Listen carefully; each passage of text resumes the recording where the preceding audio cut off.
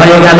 আমার আল্লাহর নবীর মিশন ছিল যেই ভূমিতে জন্ম নিয়েছি ওই ভূমিতে ইসলাম কায়েম করে ছাড়ব। একথা কোন ঠিক কিনা? আমাদের সমাজ দেশে থাক বা না থাক, জেলখানায় থাক বা বিদেশে যাক, যেখানেই যাক, আলেম সমাজ যত রক্ত ঝরাবে এই জমিনে ইসলামের জন্য তত উর্বর হয়ে যাবে।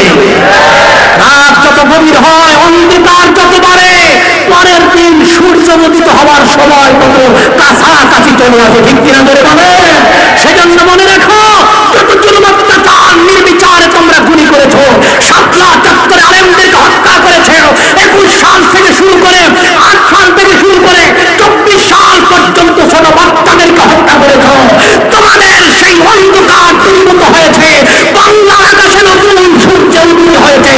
এই নতুন সূর্য আমাদেরকে কোরআন দিয়ে পরিচালিত হতে হবে ইনশাআল্লাহ। আওয়াজ দিয়ে বলেন কথা ঠিক কিনা? রাজি আছেন তো ইনশাআল্লাহ? দেখেন নবী সাল্লাল্লাহু আলাইহি ওয়াসাল্লাম আবার সেই মক্কায় ফতে মক্কা, মক্কা বিজয়ের দিন তিনি আবার আসলেন, মক্কা বিজয় করলেন। এটা ছিল নবীজির মিশন। সুবহানাল্লাহ।